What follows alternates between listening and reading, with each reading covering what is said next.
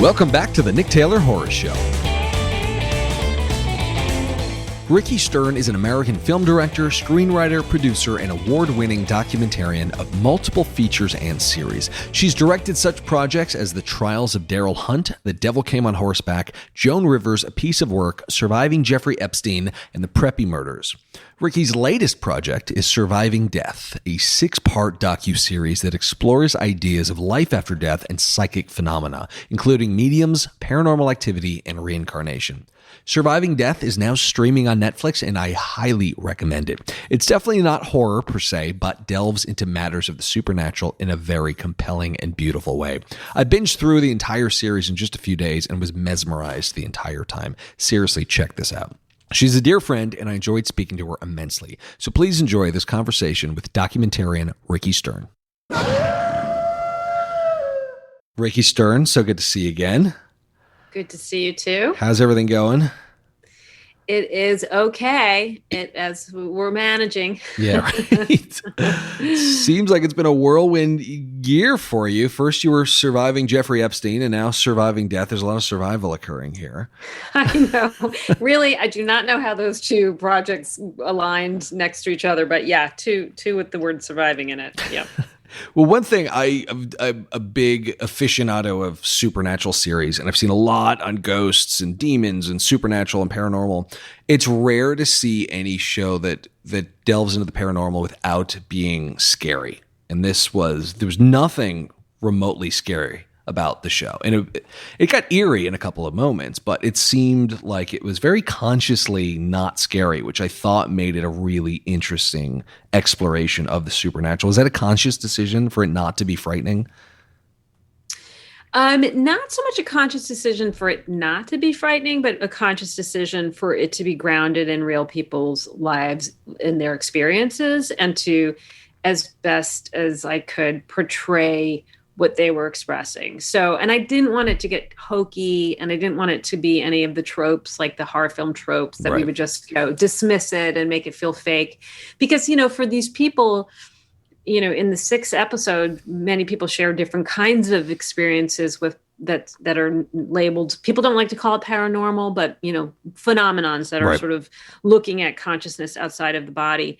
And it's very real to them. And so I wanted to, both sort of create the mystery. To me, the series is about sort of wonderment and awe and mystery and intrigue. And those were sort of the things that I was looking to build on. Yeah, because I thought the overall feeling of it was very exploratory, and it seemed to be very unbiased and had no agenda. You weren't trying to prove or disprove, but it did have this sort of ethereal tonality to it where it really, like you said, embraced just the mystery of it, which I thought was interesting.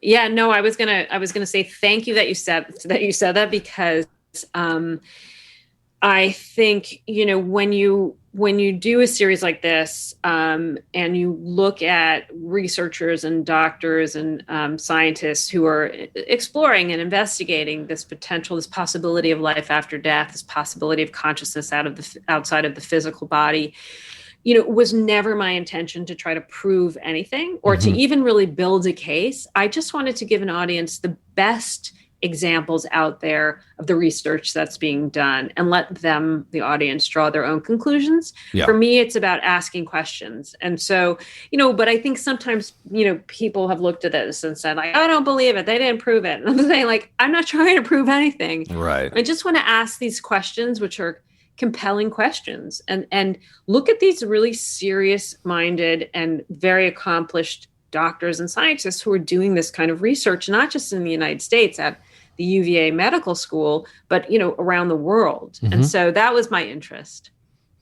Yeah, overall, it seemed to give a very, regardless of what you believe, it seems to give a very comforting view of death and the potential next phase and things like that. And I feel like now is a time when a lot of people need that. considering COVID and considering everything that's gone on in the world. I mean, with all that in mind, I mean, the reception seems like it's been pretty great. I mean, I think you were number 3 on Netflix at one point. I mean, yeah, it's pretty amazing. It seems like the response has been great. What have you been hearing from viewers? Yeah, first of all, it was like number 9 in the world at some point, which I was like, what in the world? That's crazy. And that's, the one great thing about Netflix is it does reach a very broad audience. And it has been seen by a lot of people. People, for the most part, are like appreciative, sort of thanking us for making this series. They find it hopeful. They, and they're grateful that it takes a serious approach to these kinds of phenomenons. You have people who are, I want to say, like, who believe this, who are invested in sort of life after death, and this to them is a great example of sort of the serious nature of it, and they're appreciative. And then you have a lot of people who they call themselves skeptics or non-believers, but they're like, I didn't believe this, but I found it really moving, and I feel a bit more hopeful. And again, like, it was never my agenda. I didn't go into doing the series with an agenda other than to ask questions and to probe these kinds of the work that's being done and to probe people's stories. And the fact that it does feel hopeful really comes from telling people's authentic experiences, letting people really share their own stories, and they are the ones that share this sense of hope. And so that's, I think, where people are getting this sense of hope from it. Yeah, and I'm sure as a filmmaker, you had to approach this very objectively, as far as not having an agenda to prove or disprove, like we talked about before. But throughout the course of making this, either through research or through the experiences on set, were there any specific things that did shift your personal beliefs? It's funny. Well, first of all, I would say that the series is based on Leslie Kane's book by the same title, Surviving Death. And her exploration, she's an investigative journalist, and her exploration, she really did have a personal experience. And so she really was transformed. And I was always trying to remain sort of objective to her personal experience, to say, that's not the point of view of this series.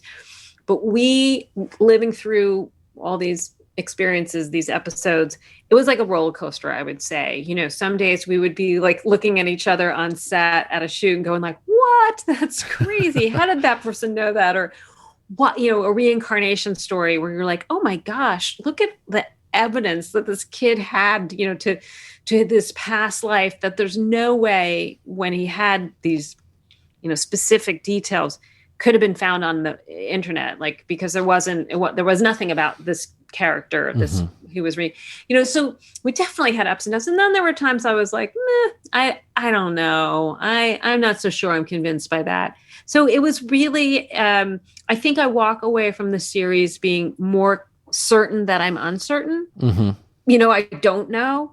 I'm open to it. And I too am hopeful. I would like to think that there's a way to connect with someone who passes on, and that there's something more. I'm hopeful. Yeah. Well, conversely, were there any experiences that were either too intense or frightening where you had to say, all right, I'm out of here, or I have to put this book down, or I have to stop talking to this person? Did anything happen that was like, okay, I've gone too far? I didn't find anything too scary or too, wow, like that was frightening. I definitely had moments where I was like, that's incredible. Like, if that's real, then there is something afterlife.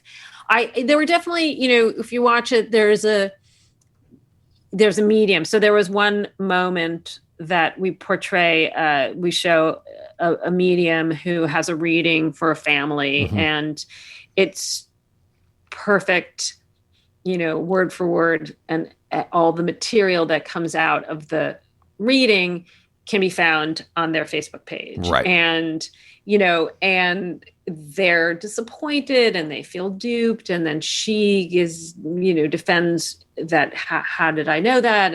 But also, that it's hard being a medium because there is so much information out there. I mean, there were moments like that where it was very helpful to have a character go through the doubt to be a skeptic, so that we could have those moments of skepticism. We could have those moments of doubt, but they came through the story. Right. As opposed to me having to impose these, there were always experts of people, for example, the people from the Society for Psychical Research in Cambridge, in the UK.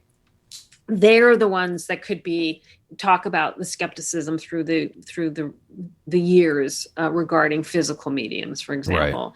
Right. So it was helpful. I think, you want to ask those questions. You want to have some balance. Yeah, I thought that grounded the show in a real way, just showing. But like you said, it didn't seem agenda driven. You allowed those things that potentially could, disprove just to emerge naturally through the story, which, as a documentarian, I feel like it all has to naturally emerge from the story. Yep. Agreed. Were there any concepts that that hit the cutting room floor that you really wanted to get in there? Well, it's interesting when you start doing survival, it kind of veers into psychic, psi kinds of work as well, because, and as a layperson getting into it, I was like, I don't really get what's the difference if we, study remote viewing or psychic abilities. Why isn't that part of this kind of a series? And now I fully understand it. But Leslie was like, no, our stories all are about investigating, looking at the possibility of survival after death, and the sort of superhuman or human powers of being psychic and being able to read someone's mind or being able to take your mind and remote view. It's not about survival. And so it took me a while to sort of, stay focused on this notion of survival, but I'm trying to think if there was anything that didn't. I don't think they were mostly just little stories. Like there were a lot of other medium stories that we had that I would have liked to have told, but we had to cut them out. Yeah. And you had done a series on UFOs in the past, or I believe it was a feature on UFOs in the past. Are there any other supernatural areas that you want to explore in future projects? I really didn't even want to explore that. Or so I blame it on Leslie Kane, who wrote. So she's the reason I did the UFO feature, is because she wrote a book, and she recently was in 2017 was one of the people who wrote the New York Times cover article about the Pentagon's department studying UFOs, and so people in the audience, if they know. That case, that was Leslie Kane.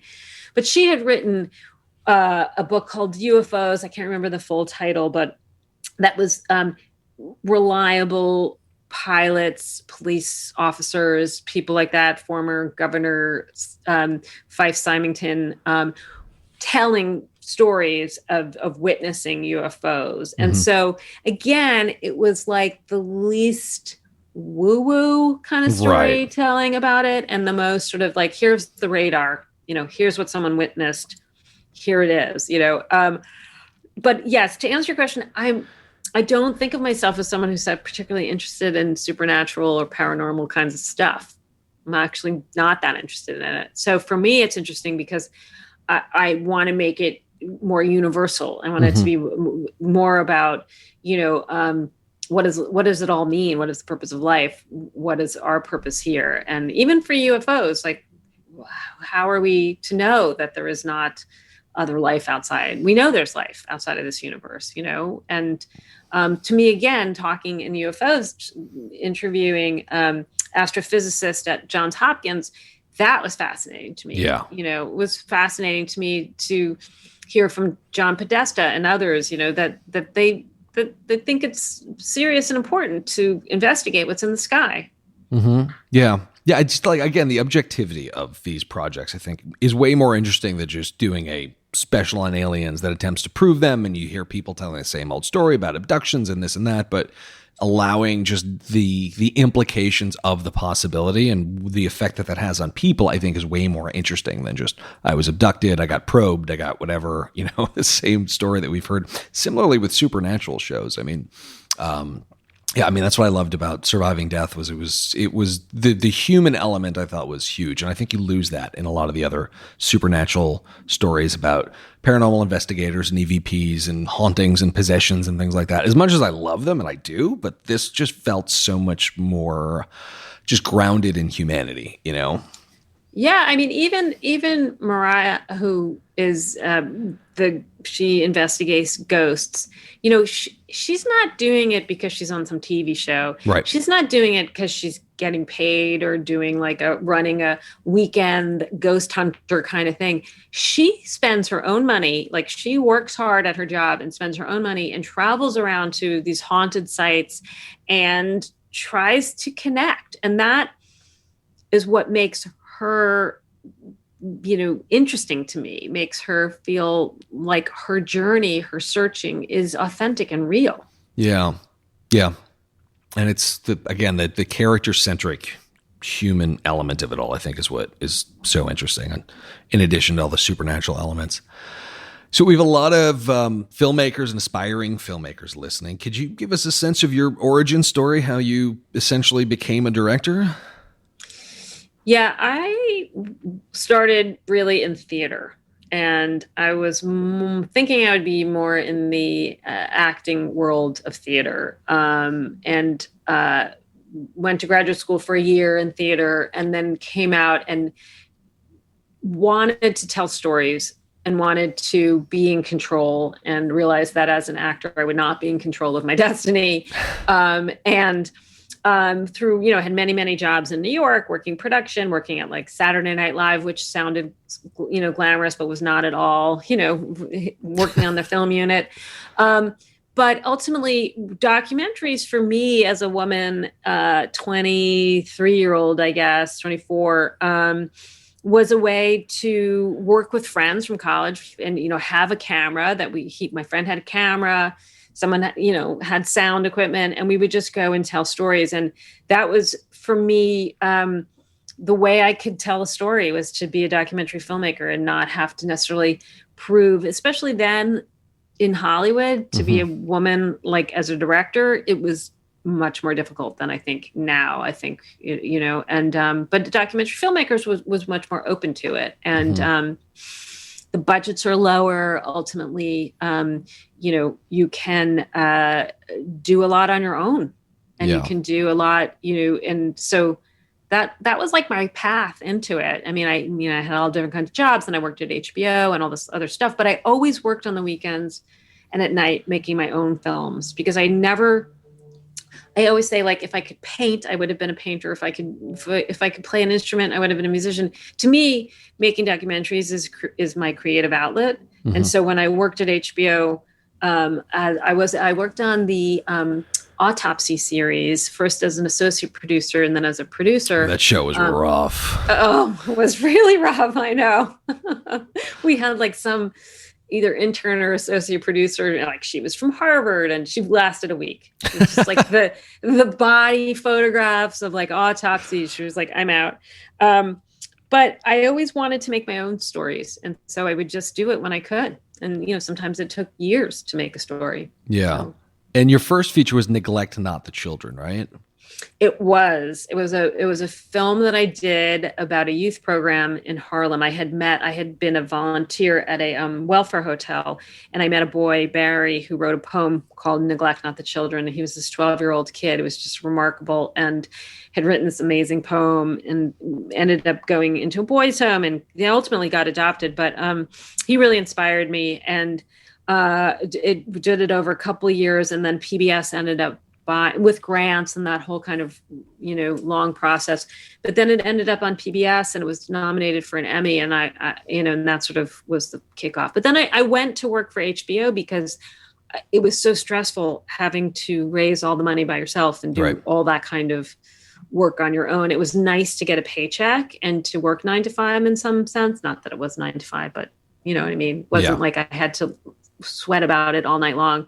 But then very quickly I did in my corner, which was about a boxing gym in the Bronx, about high school kids in this junior Olympic champions, because I just had to go out and shoot. You know, I just had to tell my story. I wish in some way I didn't have to do it. Like, painful to have to do it, but I'm just not happy when I'm not. You know what I mean? Yeah. So it is a real irrepressible drive to tell stories in you. It really is. I get the itch if I'm not shooting something. And then I don't even like it anymore. I mean, I do, but it's, especially during COVID, it's hard, to shoot. And yeah. Yeah. How have you been weathering this COVID storm as a filmmaker? Well, fortunately, Surviving Death was, we had almost finished editing it. So I was doing color correct and sound mixing. And, the entities that, Netflix and then Final Frame, my post house and my mixer, got online very, very quickly and have a great team. And they got me online. So, we're actually color corrected on an iPad. We had all the same settings. Whoa. So we could speak, so it was like, okay, we're using the same, thing, this iPad. We're all on the same settings, so I know what blue looks like, versus my computer and your computer. Same thing for audio. We all had the same headphones and all that. And the same thing for surviving Jeffrey Epstein.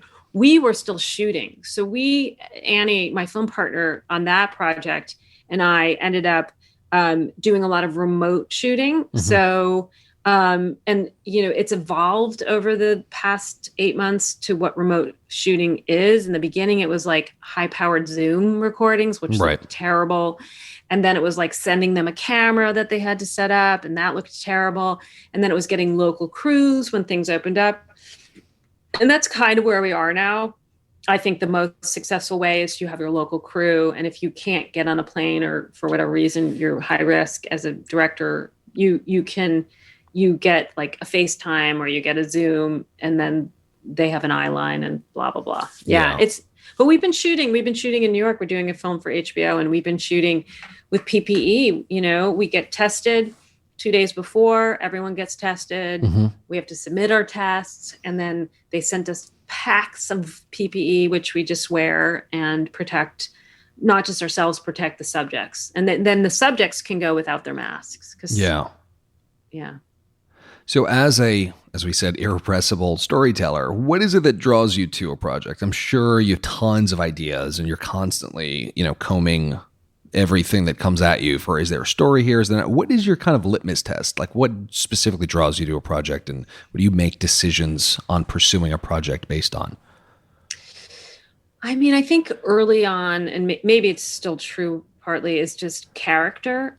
For me, and I think it comes from my acting background, is I'm really interested in who is this main subject? Who is the character? What is it that they want in their lives? What are the obstacles that they face? What is the journey they're going to go on in this film and the story that I'm telling? I want to see change within the character over a period of time. That's sort of the goal. The narrative has some kind of an arc to it that can be, storybook arc in some cases, or not, mm-hmm. But just, you want to go deep with character. That's what still attracts me to stories, is like the people going through it. But then, whether I'm doing a film about like the Boston Marathon bombing and, that touches on larger issues, or Darfur, the Devil Came on Horseback, that deals with genocide in Sudan. You're getting into for the way we make films is you're getting into the larger narrative through this very intimate, private perspective. Mm-hmm. So that's what I look at. What's the access? How deep can we get in there with these people? And then what's the larger story to tell? Yeah. And are there any sort of storytelling archetypes that you refer to, like, for instance, the Joseph Campbell hero's journey structure, or anything along those lines? Is there any texts or structures that you kind of refer to, or is it all instinct? No, I'm always writing down sort of what I think the story is going to be. And then after every shoot, like, how did it change? How did the story change? What did they say that I'm imposing my idea on it, but actually this is really the nugget of what's going on. I mean, you have to have a vision, but you also have to have flexibility, I think, which I learned over time. I mean, my film in my corner about these junior Olympic boxers was always supposed to be about like these junior Olympic boxers who were going to go and they were going to win because they were like these two kids who were supposed to be the next best boxers in like junior Olympics. And of course, they started to fail the minute I started shooting with them. And instead of like in the beginning, I was like, how can we tell the story of them winners when they're losers? And so it took me a while to open up to it, to realize, well, it is the story of 15-year-olds coming with all the potential in the world and then getting caught up in their lives that are at risk, that have a lot of turbulence in them and transitory kinds of lifestyles and what they fell from, So does that answer your question? Yeah, absolutely. Totally. So I feel like documentaries had and are still having like a real heyday now. There's a lot more coming out. And obviously the market itself is getting flooded. But for those aspiring documentarians out there, are there any distinguishing characteristics that you think good documentaries have now that allow them to kind of stand out amongst the fray? Oof. I don't know. So now I feel like there's so many series out there and everything, when it used to be feature docs like HBO or Showtime or Cinemax or whatever back in the day, it was feature docs. And so it's like, what is the good story that can sustain for, an hour and a half and now it's like, what is a story that we can tell over 5 parts to make it worth it, And I think sometimes it shouldn't be 5 parts. I think sometimes it should just be an hour and a half. I think sometimes stories are getting stretched and there's a lot of pressure on filmmakers to find something that feels, big. Whereas sometimes the best stories are these small stories, some of the films that are out there now that are sort of in the Academy, there's a film called Gunda it's a black and white film about farm animals. And it's just this quiet, poetic film. And I think, and it's doing really well among like filmmakers. I think we just are looking for something different now. You never know, you never know what's necessarily going to hit. Which is why I think also when you go back to like, a film trope of like, do you do it this way? Is there like the journey hero story? I just would encourage people to be truthful to the story, if it's a poem, let it be a poem. I always I'm referring to it now, a film called Iraq in Fragments. And it really just touched down James Longley's film. I think it was nominated for an Academy Award. Just touched down in Iraq at the moment during war. And like, you live with 3 different stories for a period of time without some super narrative structure. And you just get like, as I said, Iraq in fragments, these fragments of that world. And that was enough, that was enough. And I think sometimes me included, we're like, well, are people going to care? Is it going to like have a life? Are people going to tune in? And unfortunately, we have to ask those questions because that's how you get funding these days. But sometimes it's that unexpected little story or that unexpected, maybe it's the one about truffle hunters this year or a quiet film about time or something that is unexpected. And, people are, last year, like the honey, I can't remember the name of it. The bees, the honey keeper. Yeah. What was that called? Oh my gosh. It was really beautiful. And again, like they didn't go in there thinking they're going to get an Academy, get to the Academy Awards. Like you just can't go thinking about your audience per se. You have to just be true to your story, I think. I think that's huge. Last few questions. Obviously in the world of directing and filmmaking, there's a lot of resources, a lot of books on the topic, most of which are not so great. But that being said, were there any key volumes or resources or just books that were essential for you and your career, either from a business perspective or filmmaking perspective? It wasn't certain. I definitely would say no about books. I think it was just watching films. Yeah. The like Maisel brothers, what is it? Oh, Grey Gardens. Yes. Got it. Films like that, or even War Room, or Pennebaker's films, or I kind of grew up, or even Gimme Shelter, these old films. which were all very character driven. They could just go along with these characters and let the stories unfold. And they were unexpected in that way. And the filmmakers were allowed to just sort of be there with them and be truthful. And that is what really inspired me as a filmmaker. Then, sort of as I got older, I'm very interested in sort of visual ways to tell stories when you don't have the whole verite story there, when you can't spend hundreds of hours filming with someone.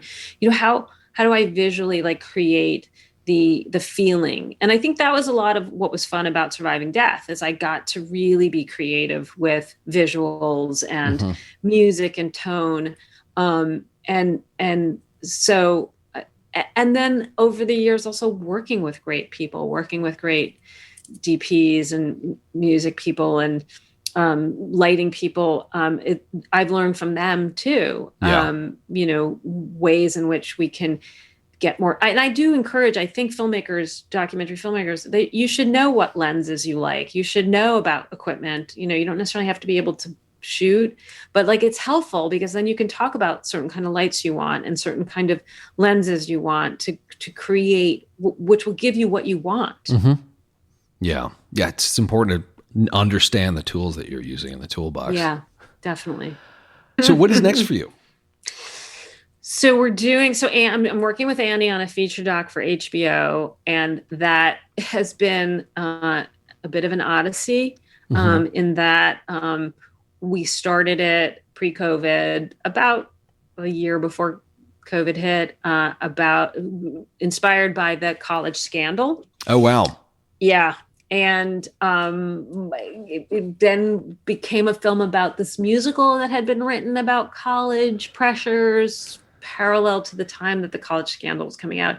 We follow the musical through high schools as sort of a window into these high schools. Wow. In Cupertino. Yeah. And in West Virginia.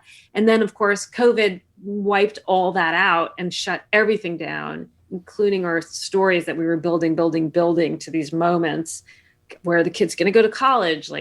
How is the play going to come off? All that kind of pretty straightforward narrative stuff.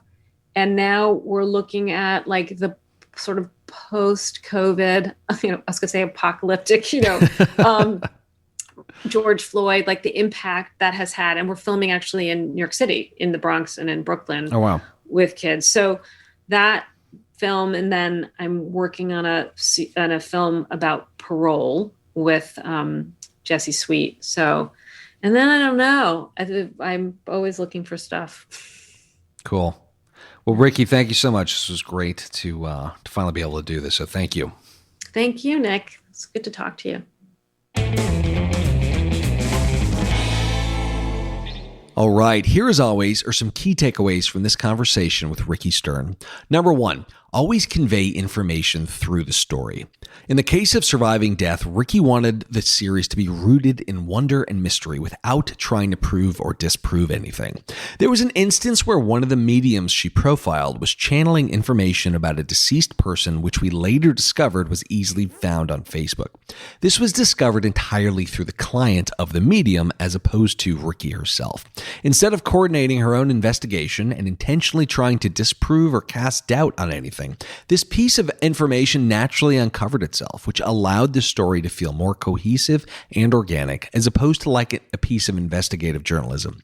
This is a big distinction in documentaries. You can always tell which ones have a point to prove and which ones allow the viewer to form opinions on their own. The latter is always way more interesting. Number two, feed your irrepressibility. Prior to directing her first feature, Ricki worked multiple day jobs, but would always spend nights and weekends working on her own projects, mainly because she couldn't help herself. Ricki's drive to tell stories her own way was too strong for her to not moonlight as a director prior to getting any official green light. In the end, one of those movies was nominated for an Emmy, which launched her career. If you have the drive to tell stories, find a way to do it regardless of your circumstances. This drive is something to cherish and maintain because it will dull if you do not nourish it. Number three, flexibility is key. When shooting a documentary, it's always good to have a point of view and a sense of the story structure, but don't be surprised if that story changes as you start filming. When Ricki was shooting In My Corner, she was documenting the plight of two boxers who she thought would go on to the Olympics. When it became clear they wouldn't, she quickly had to regroup and find another lens through which to tell her story. This is a classic scenario in documentary filmmaking and how stories typically do not unfold as you intended. That's okay and can actually work in your favor sometimes, as was the case with Icarus and the Amazing Jonathan documentary, both of which turned unexpected curveballs into majorly fascinating stories. Good documentarians embrace these curveballs and find the stories anyway. Anyway, guys, hope you enjoyed this episode. If you did, why not share it with your friends and family on social media? Don't forget to follow the show on Instagram at I'm Nick Taylor, that's I am Nick Taylor, and on Twitter at the same handle. Thanks again for listening to The Nick Taylor Horror Show.